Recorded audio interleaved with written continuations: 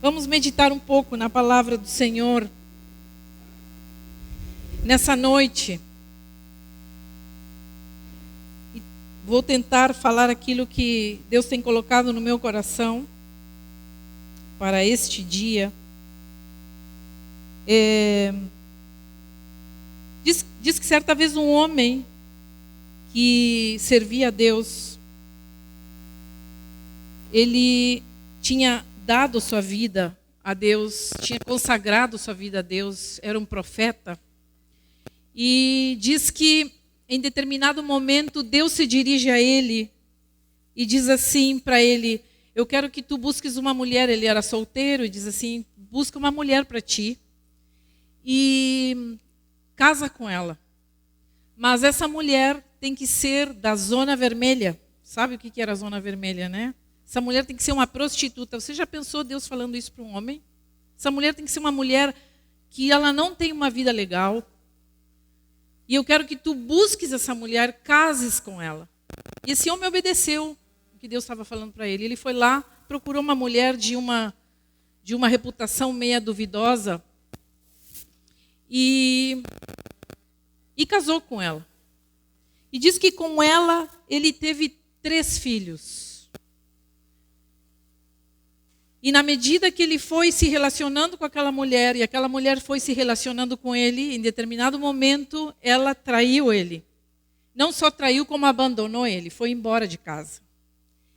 Então, esse homem, com seu coração quebrado, primeiro por ter acreditado, ter trazido aquela mulher que ninguém estenderia sua mão para um relacionamento mais sério, esse homem vê essa mulher indo embora e sente o seu coração completamente fissurado, quebrado em fissuras, em pedaços, como a gente diz. E essa mulher se foi à sua antiga vida, de meretriz, de reputação duvidosa. Ela voltou à sua antiga vida e diz que nesse frenesi de viver a vida novamente, do jeito que ela conhecia, ela se endividou de tal maneira que ela virou escrava. Ela virou de novo uma mulher que dependia do sexo para se sustentar. Ela já não era mais dona do seu corpo, ela pertencia àquilo que a gente chama o cafetão, né? Ao dono dela, a quem pagava para ela se prostituir. Então, em determinado momento, Deus de novo falou para aquele homem e disse: eu quero que tu vá atrás dela agora. E tu tragas ela de novo para viver contigo. Então esse homem, obedecendo a Deus, vai atrás dela, paga todas, compra ela de novo, das mãos dos seus donos, e traz novamente para o seio do lar, numa proposta de restaurar a vida dela. Essa história que eu estou falando se encontra no livro de Oséias. Eu quero que você abra a sua Bíblia, ali em Oséias, no Antigo Testamento, no capítulo 6 de Oséias. Porque Deus, quando manda o profeta fazer isso, vocês podem ter achado um absurdo. Como assim? Como que Deus manda uma pessoa trazer para si, se unir a uma pessoa tão fora dos propósitos, um profeta, uma pessoa que estava entregue nas mãos de Deus, que estava completamente consagrada. Mas Deus, nesse agir de Oséias, esse é o profeta Oséias e sua mulher, é a história do profeta Oséias e sua esposa Gomer. Diz que Deus se compara àquele casamento, Deus se manifesta a Oséias e ao povo de Israel como um amante ferido, como um esposo ferido, como alguém que acreditou no seu povo, como alguém que restaurou o seu povo, que tirou ele da zona vermelha, que tirou ele do vale da prostituição, que tirou ele de laços de infidelidade, de vida imunda, de vida horrível. E Deus traz esse povo para si, e ele disse: assim como tu estás se sentindo, eu me sinto como Deus, em relação ao meu povo. Porque eu tirei vocês daí, e vocês voltaram atrás de outros deuses, vocês voltaram atrás dos antigos caminhos, das coisas das quais vocês deveriam estar felizes porque não pertencem mais àquilo. Deus se coloca, e Oséias se coloca nessa proposta de Deus, Oséias se coloca na pele de Deus, digamos assim. Ele sente o que Deus sentiu no momento em que o povo virou as costas a ele. Deus partiu o seu coração. Deus se deixa revelar como um Deus completamente ferido, como um Deus de um coração quebrado, de um Deus chorando, um Deus sofrendo por um relacionamento que ele estava fazendo de tudo para restaurar e não tinha, de novo, aquela resposta que ele esperaria de um povo fiel. Então, essa história depois que, se você quiser ler com atenção, depois quando chegar em casa, é uma história muito linda. Mas Oséias capítulo 6 e versículo 4, Deus segue falando e diz assim: que posso fazer com você, Efraim? Que era o povo de Deus. Que posso fazer com você, Judá? Seu amor é como a neblina da manhã. Deus segue se manifestando, falando o que vai no coração dele. Como o primeiro orvalho que logo evapora. Por isso eu os despedacei por meio dos meus profetas, e eu os matei com as palavras da minha boca. Os meus juízos reluziram como relâmpago sobre vocês, pois desejo misericórdia e não sacrifícios, conhecimento de Deus em vez de holocaustos. Até aqui a palavra do Senhor. Mais uma vez, Deus se coloca vulnerável. É uma fase de Deus, ou uma face de Deus, que talvez muitos de nós não consigamos entender. Mas Deus se manifesta a nós como um ser que quer se relacionar conosco pessoalmente. Ele não é um Deus da igreja. Ele não é um Deus, e também é um Deus da igreja. Mas ele não é um Deus que vai ser achado numa igreja, num templo, num lugar. Ele quer um relacionamento pessoal contigo e comigo. Então, no momento em que ele fica vulnerável diante do seu povo, e essa passagem nos ilustra bem porque isso serve para nós também hoje. No momento em que Deus nos busca, no momento em que Deus nos traz de novo, nos dá uma outra proposta de vida abundante, de vida boa, de vida feliz, de vida onde é possível construir pilares firmes e fortes para ter uma vida onde a gente viva completamente sossegado. É a vida dos nossos sonhos. Mas nós insistimos em virar as costas e fazer de conta que aquilo não aconteceu e vou voltar àquilo, que eu acho que não é para mim isso aqui. E nós esquecemos daquilo que Deus um dia fez por nós. O ser humano é assim. Nós não somos diferentes do povo de Israel. Talvez você pense assim, que povo ingrato, né? Nós não somos muito diferentes disso. Nós somos pessoas que logo ali esquecemos dos benefícios de Deus.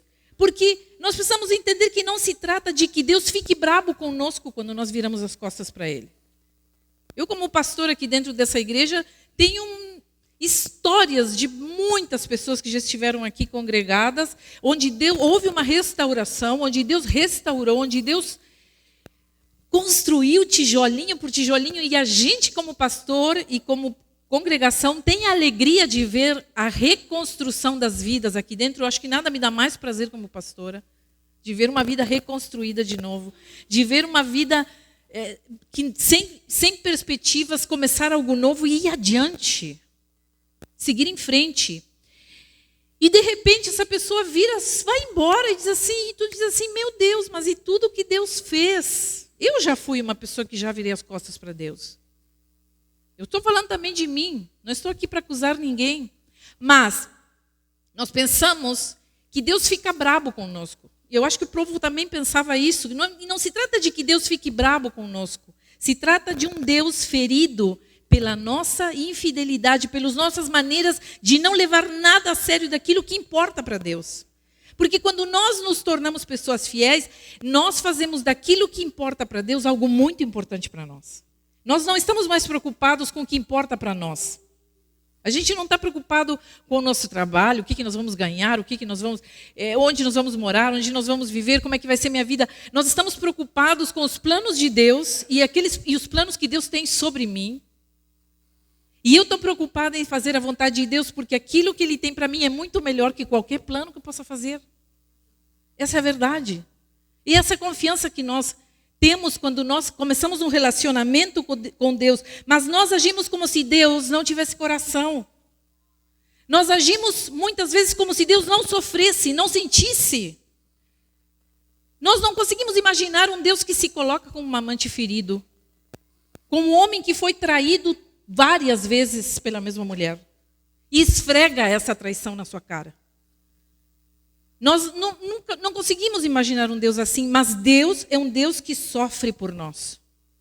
A Bíblia nos mostra isso várias vezes. Quando Jesus fala do filho pródigo voltando para casa, diz que o pai saltava em alegria, ele saiu correndo pelo caminho em direção, ou seja, Deus é um Deus que se emociona com a nossa volta. Deus se alegra quando vê um filho voltando, ele tem emoções. Como nós. Sabe quando nossos filhos fazem pirraça e a gente se entristece e a gente diz assim, meu Deus, meu filho, não estou reconhecendo essa criança que eu criei, que eu dei amor e carinho, daqui a pouco nos fala umas grosserias que a gente diz, que está acontecendo? E dói no nosso coração ou não dói? Dói como pais. A gente se sente perdido. A gente diz, mas e tudo que eu fiz, o que aconteceu com essa criança? Então, Deus não quer mais sacrifícios, diz ali a passagem. Deus quer nossa fidelidade. Ele quer a nossa vida. Ele quer nos ensinar a sermos pessoas fiéis. Agora, o que há por trás da nossa infidelidade? Quando nós somos pessoas que estão nessa gangorra, né? Sobe e desce, uma hora estou bem, outra hora estou mal, uma outra hora estou numa igreja, outra hora não estou mais, uma hora eu quero minha vida completamente dentro da vontade de Deus, outra hora eu já acho que não é para mim, que eu vou me embora, que não tem nada a ver. O que há por trás de um coração quando nós estamos nessa oscilação como seres humanos, onde nós queremos Deus, mas ao mesmo tempo não queremos o compromisso que esse Deus nos traz? Sabe que a nossa igreja aqui, por que eu insisto, Deus colocou no meu coração essa palavra, porque muitas vezes, quando as pessoas chegam aqui nesse lugar, e nós temos ouvido isso de pessoas que não se congregam aqui, as pessoas têm uma ideia de que a família de Deus de Pelotas é uma igreja mundana. É uma igreja que tudo pode fazer, não tem problema. É uma igreja light, que a gente não prega a leia, que a gente não prega a dureza, dizer, olha, isso, aquilo. Então, nós dizemos, aquela igreja lá, eles são meio tijolo. É a fama que nós temos lá fora, porque a gente não prega dessa forma dura. A gente prega um Deus de amor. A gente prega um Deus de reconciliação. A gente prega um Deus ferido, um Deus que sofre pelas nossas atitudes e um Deus também que nos deixa escolher o que nós queremos para a nossa vida. Não é um Deus que nos obriga a ficar ali. E nós temos entendido como pastores que nós também não somos donos da vida das pessoas. E que também não somos policiais. Nós somos pastores, mas não policiais. Deus tem nos dado essa missão de que nós cuidamos das vidas que estão dispostas a serem cuidadas, mas a gente desistiu de ser policial. Onde está fulano, o que está fazendo? Olha, vi fulano lá fazendo não sei o quê, tomando uma cerveja lá na esquina e agora vamos fazer o quê? Deus tem nos dado liberdade para que cada um faça da sua vida o que bem entender dentro daquilo que nós pregamos. Se aquilo serviu, beleza, vá em frente, toma o que é bom. Se não serviu, vamos orar, vamos que Deus nos traga mais revelação. Mas nós temos desistido de ser policiais. Então tem gente que já chegou aqui e disse assim, essa igreja não me serve porque eu preciso estar numa igreja onde eu seja controlado. Eu disse, isso não é relacionamento com Deus. Porque nem Deus se relaciona assim conosco. Deus não fica nos controlando. Deus não fica segurando para a gente ir embora. Ele deixa aí, assim como Oséias deixou Gomer ir embora. E foi lá atrás dela de novo. E trouxe ela de novo. E insistiu em dizer, eu te amo. E eu quero que tu fique aqui na minha casa, porque tu me ama. Deus faz isso conosco. Agora, o que há por trás dessa infidelidade nossa, dessa insistência da gente se desligar com Deus? O que nós podemos ver é que existem inúmeras dinâmicas que atuam por trás da nossa infidelidade. E uma delas que eu quero destacar nessa noite é o fato de a gente se sentir como seres humanos, que nós precisamos pertencer a algo. Nós muitas vezes somos infiéis e somos pessoas inconstantes na busca de pertencer a alguma coisa. Esse desejo, num primeiro momento, acontece dentro das nossas famílias. Nós precisamos nos sentir pertencente ao nosso clã, nossa família. A gente tem um desejo meio inconsciente, mesmo que a gente diga, minha família, no fundo nós queremos pertencer. Nós queremos fazer parte de alguma coisa, que a gente possa ter uma história para contar. Pessoas que não se sentem ligadas às suas famílias são pessoas que sofrem. São pessoas que estão sempre buscando alguma coisa. Estão sempre buscando algo que às vezes nem existe, mas elas estão buscando. Porque a ligação com a sua família de origem foi quebrada. Então, esse desejo da gente pertencer começa dentro da nossa família, mas depois nós levamos para a nossa igreja. Nós queremos pertencer a esta igreja, ou a qualquer uma. Depois nós levamos também para os nossos amigos. Nós queremos pertencer a um grupo de pessoas que a gente possa chamar de amigos. Nós levamos isso para a nossa empresa, onde nós trabalhamos. Nós queremos pertencer àquele lugar. Eu trabalho. Alguns têm até orgulho de dizer, eu trabalho em tal lugar. Eu me sinto parte daquele lugar. E também levamos, principalmente para esse relacionamento com Deus, nós levamos esse jeito da gente nos relacionarmos com a nossa família. Nós levamos isso para o nosso relacionamento com Deus, porque para pertencer a esses grupos, nós precisamos cumprir certas regras, que às vezes nem são ditas, não são claras. Se você entrar nessa igreja, ninguém vai lhe dizer quais são as regras da igreja, porque não há regras. Mas subliminarmente, nós entendemos que tem algumas regras. Por exemplo, você não está aqui enquanto eu prego e está conversando, ou vendo celular, ou saindo e entrando do culto. Não, há uma regra. Se você entrou, você tem que ficar aqui, ouvindo a palavra. Há regras que nós não precisamos falar. Certo? Há regras. Mas, quando para a gente se sentir parte disso, nós precisamos seguir essas regras, mas muitas vezes são essas regras, quando nós cumprimos essas regras, nós temos essa sensação de pertencer. E quando a gente sente que a gente não pertence à nossa família, quando nós sentimos que não pertencemos a esse lugar, à igreja, quando nós sentimos que não pertencemos a um grupo de amigos, quando a gente sente que não pertence a lugar nenhum. Quem é a Cláudia? Não sei. A Cláudia é uma pessoa que não se sabe de que lugar ela veio, ninguém sabe da vida da Cláudia. Quando eu não tenho esse senso de pertencimento, eu vou fazer loucuras. Eu vou fazer coisas loucas para tentar pertencer. Eu lembro quando eu fiz meus 19, 20 anos já, meus amigos com essa idade já estavam todos casando. Ou namorando sério para casar. Eu já estava fazendo meus quase 21 anos e o candidato não aparecia.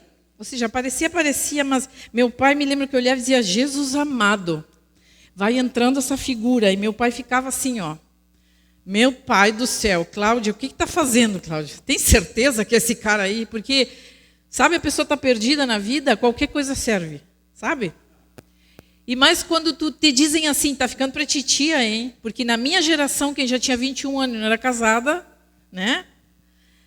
Estava ficando para titia. Então, nessa ânsia por pertencer, nós vamos fazer loucuras, nós vamos começar a se relacionar com o primeiro que apareça. Eu fiz isso. Quem sabe esse cara aqui, não conheço, mas quem sabe dá certo com esse aqui. E Deus dizia assim, não é esse, criatura, espera, tem coisa melhor. Senhor, então, será mesmo que tem coisa melhor? Não é possível, você está tão bonitinho, está ajeitadinho. E Deus dizia assim para mim, não é. E eu insistia em querer, eu era uma Gomer da vida, eu insistia em achar que meu caminho era outro. E Deus então, apareceu esse homem maravilhoso, né? Outro dia nós fomos pregar em Brasília, e alguém disse assim para nós, pessoas que não nos conhecem, né? É uma igreja que a gente, é a primeira vez que nós estávamos indo, e aí quando terminou uma das reuniões, teve um casal que nos pegou e disse assim, olha, a palavra está muito boa, eu tenho recebido tanto, Deus tem me falado tanto através da vida de vocês, mas tem uma coisa que me impressiona de vocês. E nós ali, né? Que será, Senhor? A gente fica meio apreensiva, gente que tu não conhece, né? E ele disse assim, o jeito que vocês se olham. E a gente se olhou, né? Disse assim, vocês, enquanto um está pregando, o outro está torcendo. O outro está ali sentado torcendo os olhos de vocês. E eu disse assim, e eu na hora disse, meu querido, digo, é totalmente involuntário, a gente não... É assim, eu não posso negar que sou fã desse homem. Eu sou fã mesmo. Não posso negar isso, eu não posso tratá-lo de outra maneira, porque quando ele chegou na minha vida, ele chegou num momento em que eu dizia, Senhor, não tem mais. Entendeu? Como é que eu não vou colocar esse homem assim? Então, sabe, a gente sempre conversa da nossa... Sabiam que nós começamos a morar aqui em Pelotas? Nesta igreja? E nós morávamos, ele morava em Bagé e eu lá no Uruguai.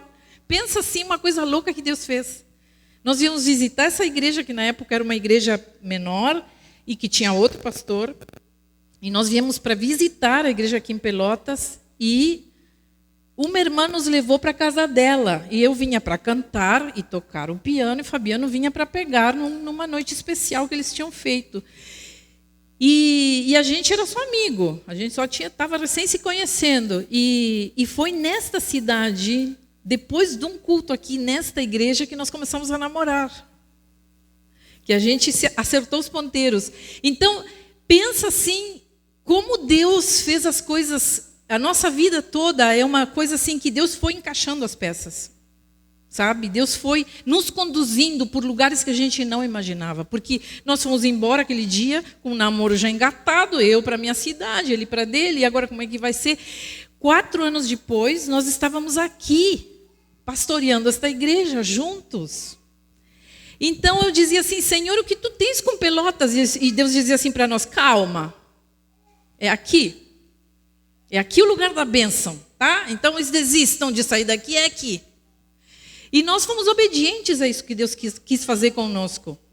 E nós nunca tentamos dar outra... A gente até tentou propor outras coisas para Deus, mas toda vez que nós saíamos daquela proposta, Deus nos trazia de novo e dizia, não, voltem, é aqui, é nesse lugar. E aqui estamos há quase 30 anos pastoreando esta igreja.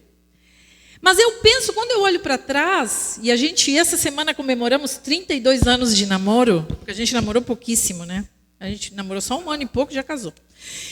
Tudo foi muito rápido. E quando nós comemorávamos a nossa data, essa semana de namoro, a gente pensava nisso, disse, que coisa louca que Deus foi fazendo conosco. A gente não imaginou, Fabiano também não achava que não ia dar em nada, também não via menina para ele. E Deus foi nos aproximando de cidades diferentes. A gente não se conhecia. Então, pensa, essa palavra para ti que está buscando. Eu não sei quem está buscando aqui, mas alguém deve estar buscando, porque não é possível Deus me dar essa coisa que eu nem planejava falar. Sabe, não há como esperar em Deus. Espera em Deus. Quando nós esperamos em Deus, as pessoas vêm à nossa vida. Amém? Quando nós dizemos, Senhor, chega de sapo, eu quero um príncipe. Meio assim, né? Meio defeituosinho vai vir, não tem como, né, gente? Também não estou falando de pessoas perfeitas. Nós temos defeitos, mas quando nós esperamos em Deus, Deus envia a pessoa certa.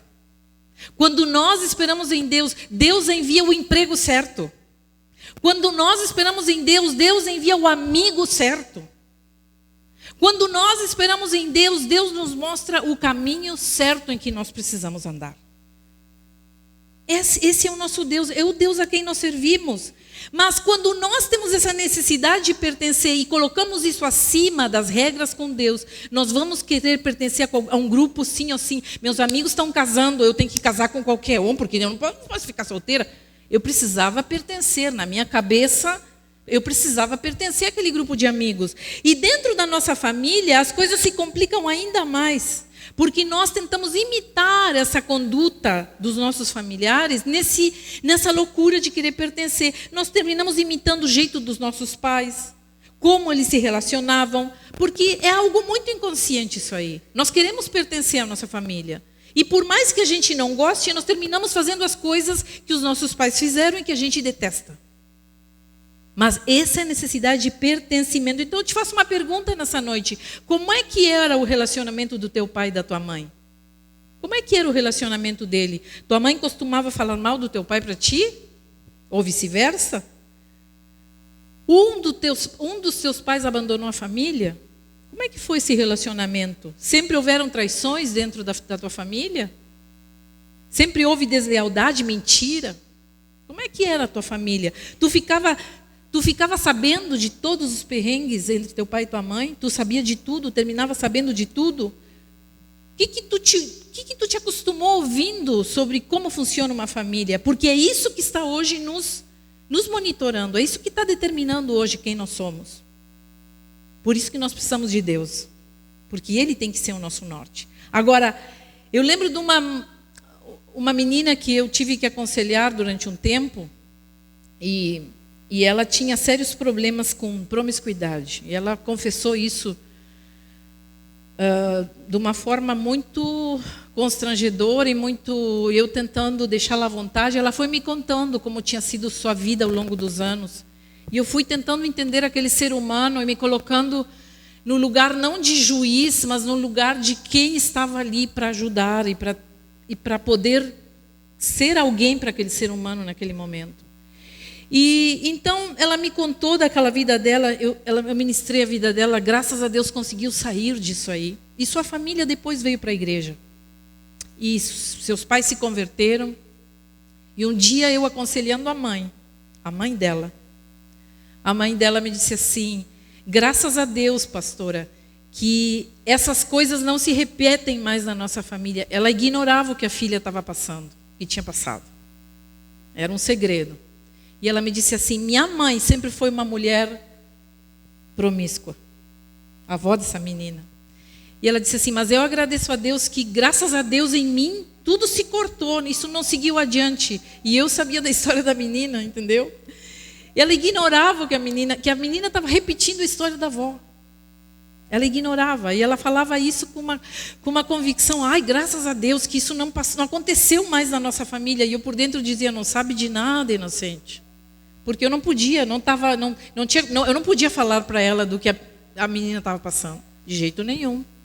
É um segredo de confissão. Então nós percebemos que essa mulher tinha se colocado como juíza sobre sua mãe. Minha mãe era uma mulher promíscua, minha mãe era uma mulher que nunca foi fiel. E quando nós excluímos algo assim dentro da nossa família, ele retorna. Tanto que isso seguiu acontecendo com a menina. A história se repetiu. Isso não é obra do acaso, isso não é casualidade. São cargas que nós trazemos e padrões que nós trazemos das nossas famílias que terminam se repetindo. Por isso nós precisamos entender tanto. Quando a gente fala de família, eu insisto em que nós precisamos conhecer de onde nós viemos. Porque às vezes nós estamos somente repetindo padrões. Por que isso me acontece sempre, pastora? Por que eu estou sempre desanimado? Por que eu estou sempre para baixo? Por que eu estou sempre em depressão? Por que nada dá certo na minha vida? Por que eu me sinto sempre como uma pessoa que não pertence a lugar nenhum? Isso às vezes está lá, a resposta está lá dentro da tua família. O que aconteceu lá atrás? E nós ignoramos. Algumas pessoas a gente nem sabe o que aconteceu, nem sabe o que estão vivendo. Então existe um desejo inconsciente dentro de nós de pertencimento. Imitaremos o que é bom, mas também imitaremos o que foi ruim dentro das nossas famílias. Nós vamos seguir um padrão muitas vezes. Só que quando isso ocorre, quando nós estamos repetindo um padrão, nós estamos cegos nesse padrão. A gente não consegue se dar por conta de que é possível sair disso, entendeu? Nós ficamos como Gomer. Nós achamos que a nossa vida é aquela vida de infidelidade, de gente que não, de uma mulher que não se achava merecedora daquele profeta. Eu acho que no fundo ela não achava que merecia aquele homem. Nós ficamos repetindo padrões sem entender o que está acontecendo. Mas quando nós olhamos a nossa história e dizemos: ah, é por isto. Ah, olha só, Deus nos traz essa revelação. Deus revela a nós o que está acontecendo conosco. Porque quando nós nos encontramos com Deus, uma primeira coisa que Deus faz é nos revelar da onde a gente veio. Olha para ti. Olha o que está acontecendo contigo. Deus nos coloca de frente para as realidades que nós estamos vivendo. Ele nos faz olhar a nossa miséria. Porque Ele faz questão de fazer isso para a gente ter a liberdade depois de poder nos relacionar com esse Deus maravilhoso e dizer: Senhor, eu não quero mais fazer parte disso. Eu não quero mais repetir coisas, eu quero ter uma nova vida contigo. Então Deus faz como Oséias fez com Gomer. Traz ela. Vamos viver outra coisa? Esquece o passado, já passou, não é para ti. Deus insiste nesse relacionamento. Mas como nós vamos construir um caminho de credibilidade quando nós somos pessoas que ninguém acredita mais em nós? Sabe? Muitas vezes nós temos histórias parecidas com a de Gomer. Nós não fomos adúlteros, mas a gente tem um histórico de mentiras. As pessoas se acostumaram a nos ouvir mentindo todo o tempo. Tem pessoas que mentem por coisas estúpidas. Quebrou um copo em casa. Ah, não fui eu. Quem foi? Não sei, foi o cachorro. A gente bota a culpa em qualquer um para não assumir. Nós mentimos, nós preferimos a mentira. Às vezes nós somos pessoas que vêm carregadas. Parece que há uma necessidade dentro de nós de não falar a verdade. Parece que a verdade é muito dura para ser dita. Então nós mentimos. Nós vivemos nossa vida é uma mentira. Nós vivemos de aparência. Então, queridos, quando nós nos olhamos, quando nós queremos construir com Deus esse caminho de credibilidade, porque esse é o caminho esse é o caminho que Gomer certamente deveria de ter feito, ou fez, não sei. Um caminho de credibilidade. Como nós vamos construir esse caminho? Eu pergunto nessa noite, queridos, porque aqui eu estou trazendo isso para o nosso relacionamento com Deus e com as pessoas também. Nossos relacionamentos todos, de casal, com os filhos, primeiro com Deus, casamento, filho, amigos, empresa, onde vocês estão inseridos. Eu faço uma pergunta: quanto vale a tua palavra? Quanto vale a tua palavra?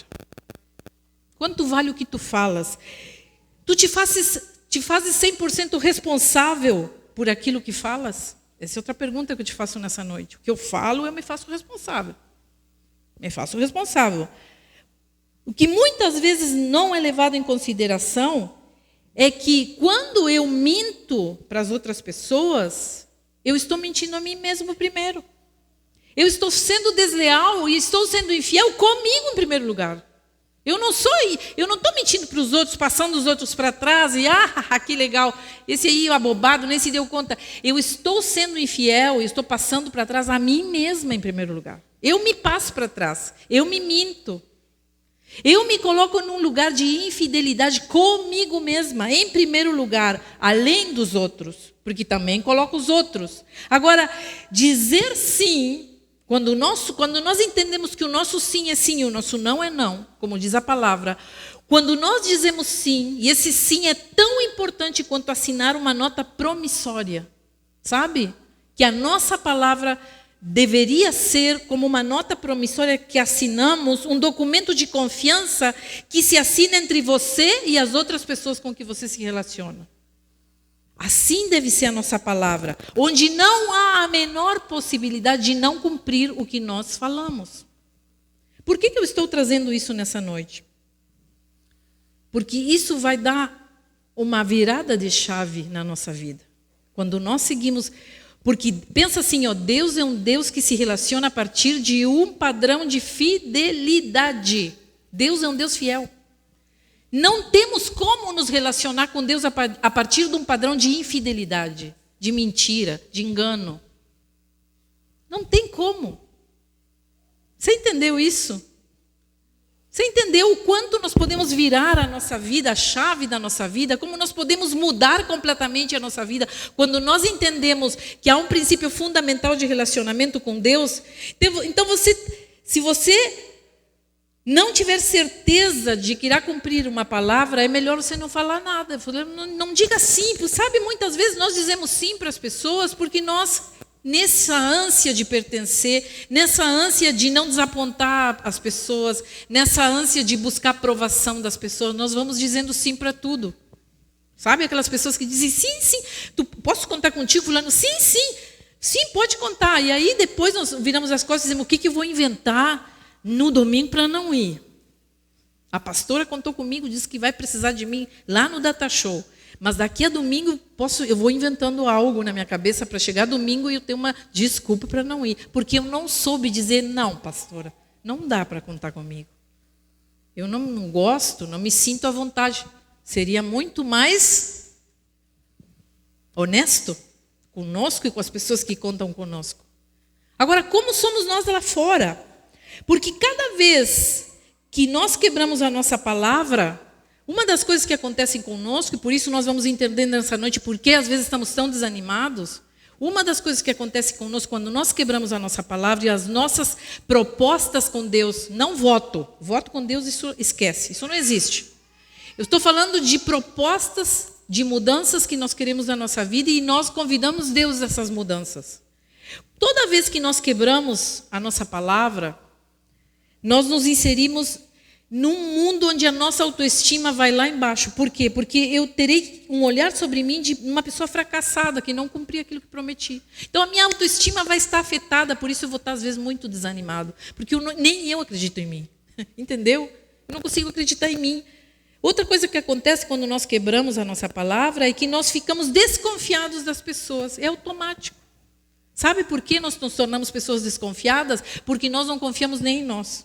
Nós não cumprimos a nossa palavra, por que as pessoas vão cumprir a palavra delas comigo? A gente então se torna uma pessoa desconfiada. A gente não consegue estabelecer vínculos fortes de amizade, por exemplo, porque nós temos medo a falhar. Porque nós sabemos que não levamos nada a sério. Então, na hora H, a gente olha e diz assim, cadê meus amigos? Onde é que estão meus amigos? Mas a gente não construiu nada. Como vamos ter amigos se nada construímos? Porque as pessoas não conseguiram nunca nos olhar como pessoas sérias, sabe? Então, nós vemos também que nós vamos terminar revelando a nossa pior parte às pessoas que querem se relacionar conosco. As pessoas buscam, nós buscamos pessoas. Eu acho que nenhum de nós aqui nessa noite quer se relacionar com pessoas que não são confiáveis. Ou sim? Acho que não. Se eu pedir para você levantar a mão, quantos de nós queremos nos relacionar com pessoas confiáveis? Acho que todos nós desejamos isso para nós. Mas inconscientemente nós, no fundo, achamos que não merecemos nos relacionar com pessoas de confiança, porque nós não somos pessoas confiáveis. Nós muitas vezes quebramos a nossa palavra. Nós muitas vezes damos as costas. Nós muitas vezes deixamos as pessoas na mão. E estou falando de ministério aqui na igreja, é para crente que está velho aqui já. Nós muitas vezes dizemos sim, vou estar e não estamos mais. E o pior, não damos nenhuma explicação para isso. Simplesmente sumimos. Sumimos, vamos embora como se nada tivesse acontecido, sabe? Isso se chama deslealdade. Eu não tenho outro nome para falar. Talvez essa palavra nessa noite seja um pouco dura. Eu acredito que Deus quer nos ensinar isso nessa noite. Assim como Deus falou a Oséias, sabe? Eu sou um Deus de um coração ferido, mas eu quero ensinar meu povo a se relacionar comigo. Porque esse é o nosso Deus. Esse é o Deus a que nós servimos. Então, cada vez que nós mantemos a nossa palavra, ao contrário do que eu falei, cada vez que nós mantemos a nossa palavra, nossa autoestima aumenta porque a gente se respeita. Nós vamos ratificando o nosso poder pessoal, porque a gente vai tomando coragem e autoridade sobre aquilo que Deus nos dá. Nós nos tornamos pessoas confiáveis diante de nós mesmos e dos outros. Nós temos segurança e confiança para assumir compromissos maiores, porque somos fiéis no pouco. Né? A gente vai vendo que Deus vai abrindo outras portas quando nós somos... É assim, nós às vezes entramos numa empresa lá como subalterno e daqui a pouco nós vamos subindo na empresa e chegamos numa chefia, num lugar... Por quê? Por que chegamos a esse lugar? Porque nós nos tornamos pessoas de confiança. Ninguém chega a um lugar assim sem se tornar um braço direito de um chefe. Então às vezes nós estamos lá embaixo... amaldiçoando quem está lá em cima, criticando. Porque a mim, eu nunca chegarei lá. Por que será que não chegamos? Porque às vezes nós somos fiel no pouco. Comece a ser fiel no pouco. Vamos ver o que Deus vai fazer contigo. Eu tenho certeza que Deus vai te colocar no muito, porque é palavra de Deus. É promessa de Deus para a nossa vida. Seja fiel no pouco. E termina que tu terminas te apreciando, mostras teu apreço por ti mesmo e pelas outras pessoas, quando nós somos pessoas que temos a nossa palavra firme, que não é quebrada. E todo mundo gosta de estar perto de nós, obviamente, porque nós somos pessoas confiáveis. Então, quando nós começamos a cura, esse olhar para a nossa família, de onde nós viemos, e dizer, Senhor, eu não quero mais para mim, eu quero olhar a minha família através da cruz. Não é que eu vou fazer assim com a minha família, eu estou dizendo, eu reconheço que tem esses problemas, mas eu quero olhar a minha família a partir da cruz. E levar isso como uma missão na minha vida, de que eu vou fazer uma coisa diferente com a minha história daqui para frente. Quando nós fazemos isso, automaticamente nós paramos de quebrar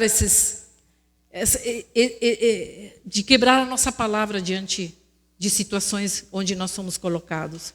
Nós terminamos com as triangulações, nós terminamos as traições, nós não temos mais vontade de trair. É assim. Eu digo assim, nós não temos mais vontade de trair ninguém, nem de mentir, nem de ficar enganando, porque nós estamos livres desse fardo.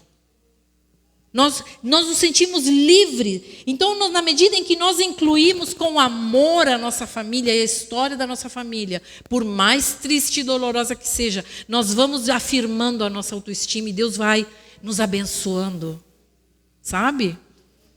Porque nós precisamos entender que nós temos os nossos defeitos, nós não somos pessoas perfeitas. Claro que nós vamos errar muitas vezes. Aqui eu não estou dizendo que você vai ser perfeito. Eu não estou dizendo que eu me coloco uma pessoa, meu Deus, não erro nunca. Não. Muitas vezes me vejo diante dos meus erros.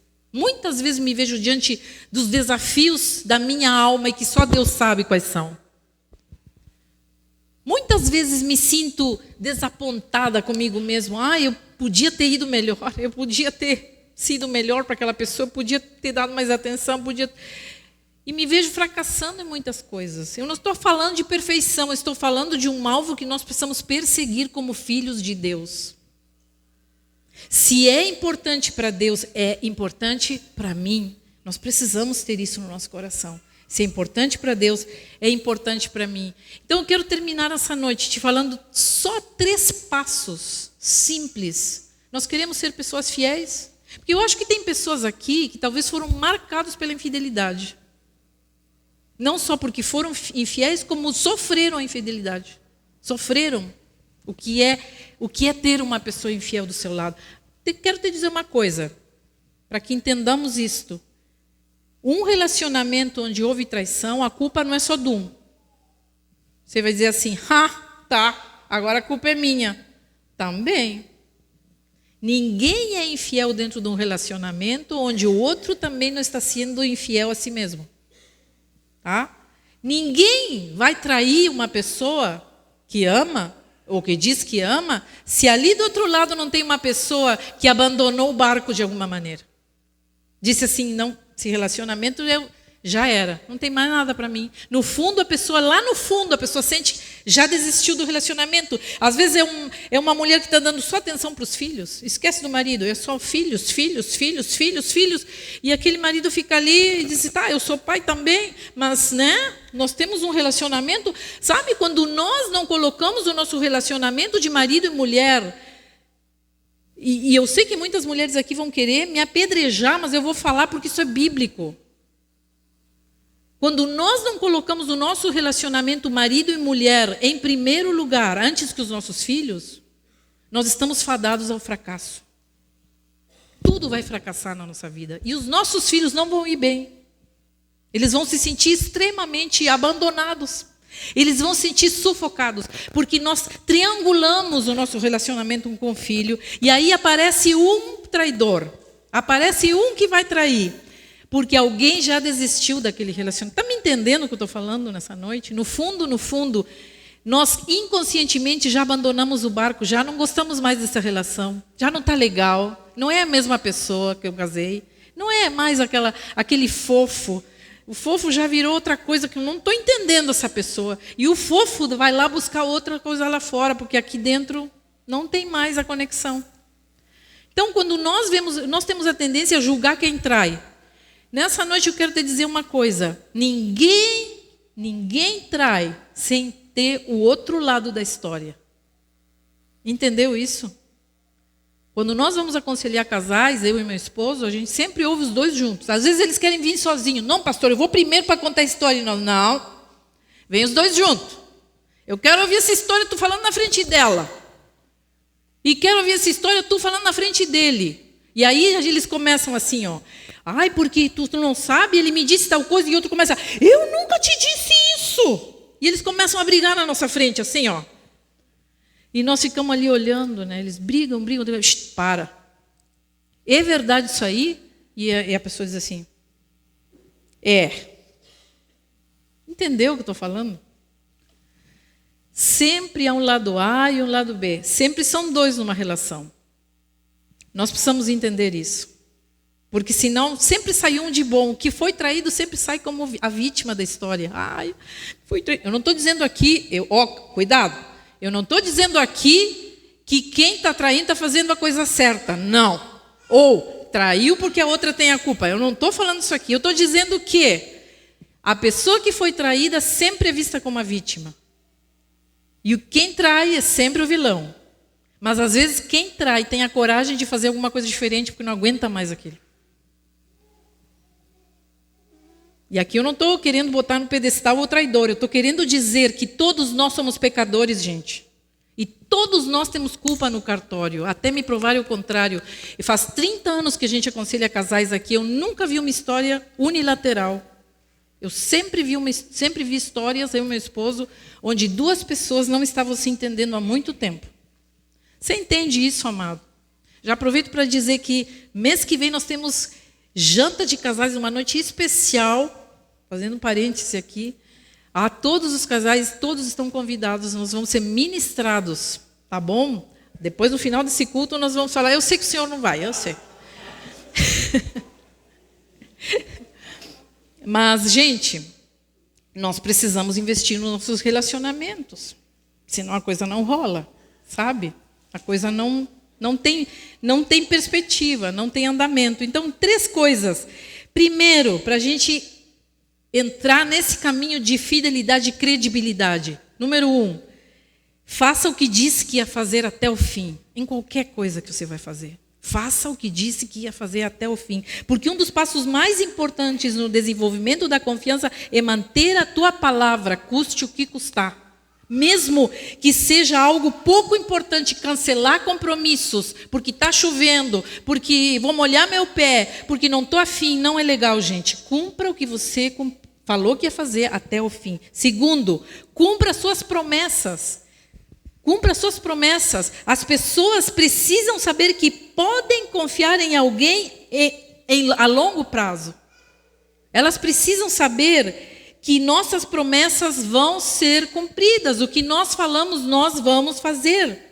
Porque senão, nós vamos de novo entrar no círculo de pessoas desleais, pessoas que não têm mais credibilidade. E o terceiro passo é, seja constante. Olha que fácil, gente. Você quer sair disso? Em 3 passos, muito fácil. Faça o que disse que ia fazer até o fim. Cumpra suas promessas e seja constante. Porque quando nós fomos pessoas que mentimos muitas vezes, que enganamos, que não temos credibilidade no mercado, para retomar a confiança, é um caminho longo.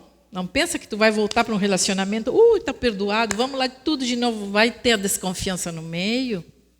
E isso é a pior parte. E às vezes eu vejo os casais assim, mas ela não confia mais em mim. Mas claro que não confia, criatura.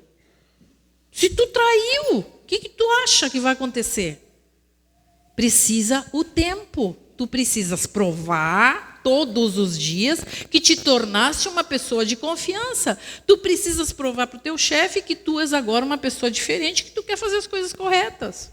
E isso tem que ter uma perseverança, uma constância.